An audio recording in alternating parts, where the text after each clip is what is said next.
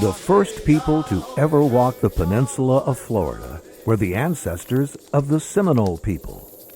For over 14,000 years, they've navigated the land, watching as it transformed from a dry plains in the Ice Age into the lush wetlands of the Everglades we know today. The ancestors adapted with the changing lands as the waters rose. They built platforms and mounds to keep their homes dry even during the rainy season.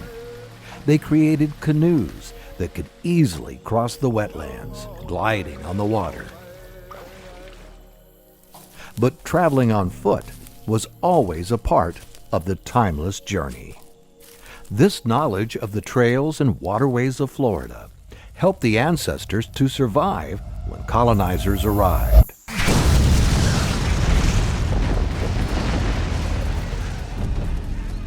Throughout the times of war and disease, the trails allowed the native people of Florida a way to travel and maneuver that the invaders did not understand and could not follow or track.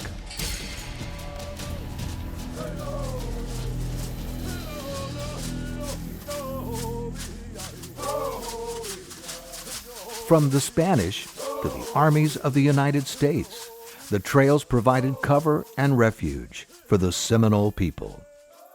The trails are the reason the Seminole tribe remains in Florida today, unconquered.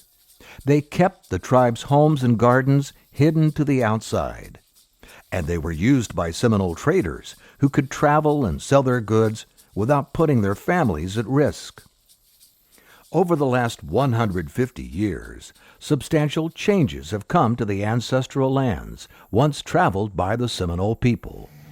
The construction of roads and rail, expansion of communities and farms, invasive species, both plant and animal, and most of all, the draining of the Everglades has fundamentally altered the environment of Florida.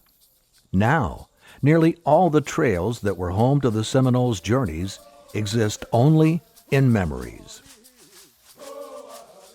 Through oral histories, stories, and legends, combined with historical maps and documentation, the Seminole people can share a depth of knowledge about the trails that had existed in their cultural landscape.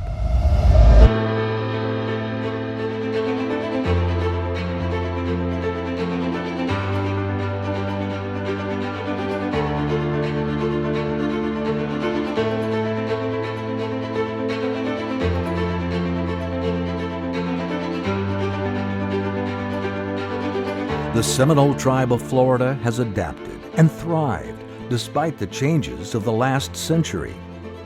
The tribe also remembers the significance of the land and trails and the pivotal role they've played in the survival and resilience of the Seminole people during the most challenging of times. The trails that cross the area northeast of the Big Cypress Reservation were part of this timeless network. They played crucial roles in transportation, trade, and military operations across history. With the spread of roads and canals in the early 20th century, the trails were crucial pathways and the safest options for tribal members. The drainage of the wetlands initially made routes between Big Cypress and Immokalee, and even the Brighton Reservation, more reliable. Seminole families frequently used them to move between the reservations in search of work. When the Big Cypress Reservation was planned in 1911, it included portions of the trails. Other surrounding land was sold off, first to investors during the Florida land boom of the 1920s, and ranchers afterwards.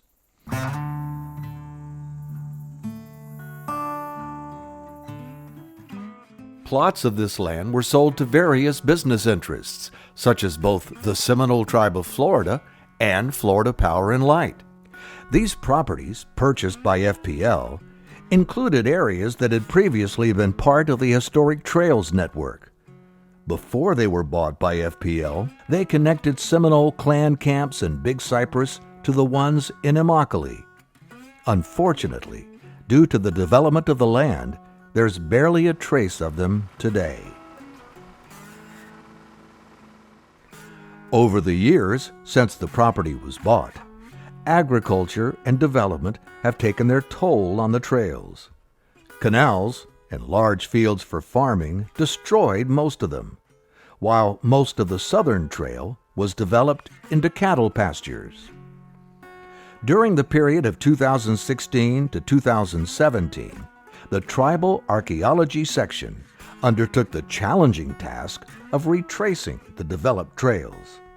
Despite their altered state, the TAS combined oral histories from knowledgeable elders who had previously traversed these trails with the use of modern and historical aerial imagery for remote scanning.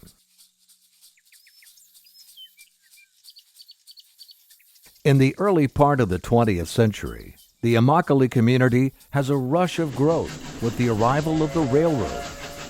With it came jobs in the lumber industry that attracted Seminole workers.